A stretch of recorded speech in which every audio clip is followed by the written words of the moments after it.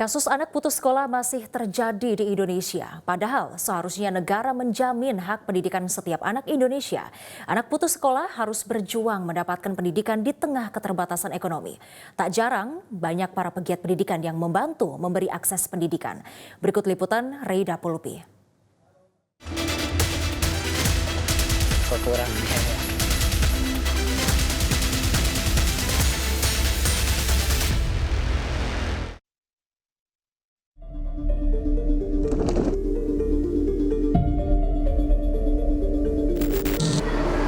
Katanya pendidikan merupakan hak setiap anak. Tapi kalau harus belajar dengan kondisi seperti ini, apakah ini juga merupakan salah satu bentuk pemenuhan hak pendidikan dari pemerintah untuk anak Indonesia? Dan kalau kita lihat pemirsa, tampaknya anak yang putus sekolah ini masih tinggi. Lalu kemana peran pemerintah? Ikuti penelusuran kami. Puluhan anak di kawasan Rawamangun, Jakarta Timur harus belajar di bawah kolong flyover setiap akhir pekan.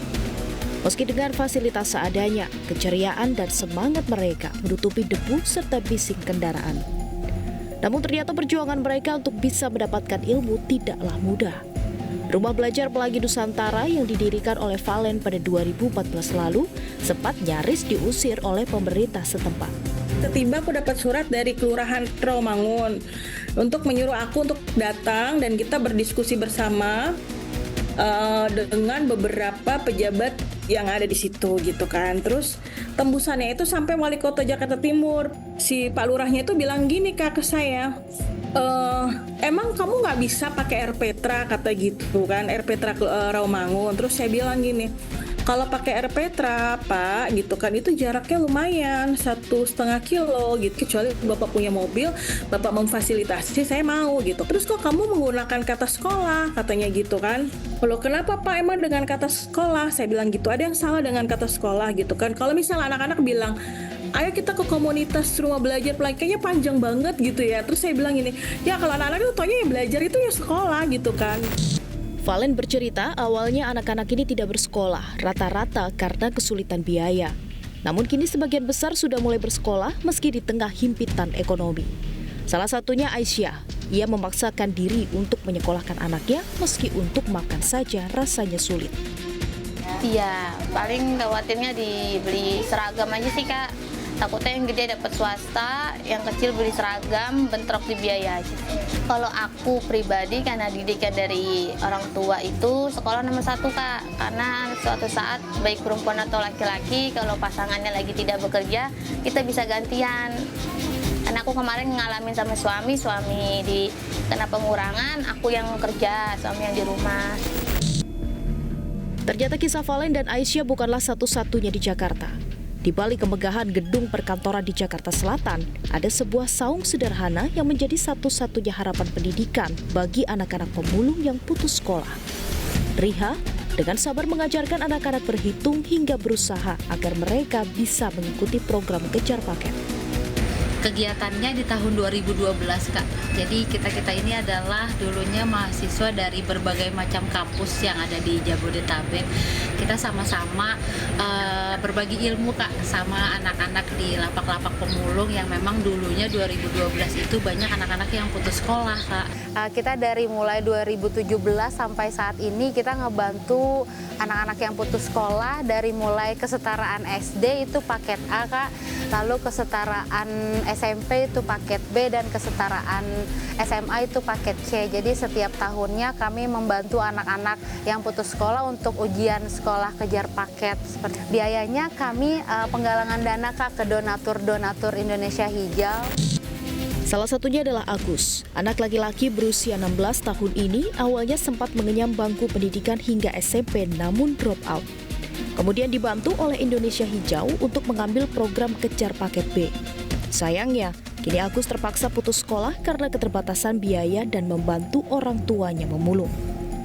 Iya, ikut kejar paket tuh nanya-nanya orang tua mah biar dianya ini gitu lanjutin SMP. Kayak iya belum lanjut, tanpa ngikut paket tuh Kak katanya dia. Mau ikut kejar paket Iya, aja. gitu. Kenapa Bu tidak lanjut SMA? Iya. Biaya kan? Karena bukan biaya sih, dianya mungkin mampunya segitu kali, dianya pengen seorang tua mah biayanya ya emang masih kurang sih sekali kan, soalnya anaknya banyak gitu Kak, soalnya jadi kan butuh biaya gitu. Cuman kalau masih Agusnya mampu sekolah ya biar keadaan 50.000 gaya ayu gitu, maksudnya orang tua mah ayu sekolah dilanjutin gitu. Terus kok nggak lanjut SMA? Kurang biaya. Karena memang belum ada biaya. Belum ada biaya. Tapi ada keinginan untuk sekolah lagi nggak? Kalau sekolah lagi ada, makanya kan saya ikut sekolah paket juga lewat kakak-kakak yayasan, terus juga terutama Kak Riha yang ngajakin saya sekolah paket dan paket B. Oke. Kalau boleh tahu masa cita-citanya apa sih? Kalau saya dulu pengennya sih ini aja tentara. Kalau kita lihat data dari Bappenas pemirsa pada tahun 2021 hingga 2022 ternyata jumlah anak yang putus sekolah angkanya mengalami kenaikan. Padahal anggaran yang digelontorkan oleh APBN untuk anggaran pendidikan pada 2022 hingga 2023 angkanya juga mengalami peningkatan. Lalu kita lihat sebenarnya apa alasan anak-anak ini tidak bisa melanjutkan pendidikannya. Sebagian besar adalah karena keterbatasan biaya. Padahal pemerintah ini sudah membuat sejumlah program yang dirancang.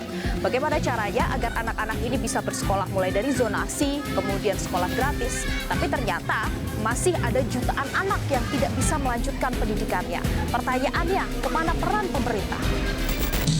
Kisah anak putus sekolah tak hanya ada di kota besar, namun seolah sudah menjadi cerita biasa di daerah lain.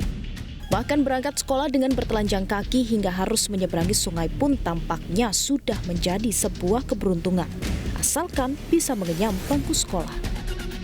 Ketika ngomongin soal pendidikan, itu sudah ngomongin pada level mutu dan kualitas. Tapi ini kita masih dihantui oleh persoalan akses pendidikan. Yang tadi saya sampaikan, baik yang putus sekolah di tengah jalan maupun yang bahkan tidak bisa kuliah. Ini saya sudah puluhan tahun menyangkut soal akses. Kan sebenarnya ada 4 isu pokok penting ya dalam dunia pendidikan kita, yaitu menyangkut soal akses, mutu dan kualitas pendidikan kita. Terus kemudian menyangkut soal manajemen pengelolaan pendidikan kita. Yang ketiga menyangkut soal sarana dan prasarana. 3 hal ini isu pokok kita belum bisa beranjak dari isu pokok ini, padahal kita sudah hampir 80 tahun merdeka. Sampai di peraturan undang-undangan itu sudah jelas bahwa pendidikan itu adalah tanpa dipungut biaya. Pendidikan itu adalah bebas biaya. Itu adalah peraturan perundang-undangan, masih di atas kertas. Nyatanya ya, tanya semua orang tua yang ada di Indonesia, sekolah itu masih menjadi barang mahal. Sekolah itu masih butuh bayar ini, bayar itu gitu kan. Mau di negeri ataupun di swasta. Jadi pendidikan kita itu belum menjadi public goods ya. Masih hanya bisa diakses oleh orang-orang tertentu ya. Jadi pendidikan kita ini masih menjadi barang mewah. Tampaknya PR pemerintah soal pendidikan tak main-main kalau memang serius ingin menuju Indonesia Emas 2024. Menurut saya sih kalau di daerah perkotaan itu udah cukup baik ya, tapi kalau di daerah pedesaan itu masih kurang. Jadi menurut saya pendidikan di Indonesia ini masih kurang merata gitu. Emang belum merata gitu sih, baik di pedesaan maupun di perkotaannya juga. Perlu diperbaiki lagi ya Mbak, karena sekarang tuh susahnya tuh sistem zonasi sama umur. Jadi kesian juga ya kalau swasta itu kan butuh biaya besar. Terus ya putus sekolah kesian aja gitu ya. Karena menurutku masih banyak anak-anak yang putus sekolah itu juga kemungkinannya dari ekonomi mereka yang kurang. Jadi karena ekonomi mereka kurang, mereka harus terpaksa untuk bantu orang tua mereka kerja, dan juga menurutku itu emang akarnya dari kemiskinan struktural juga sih.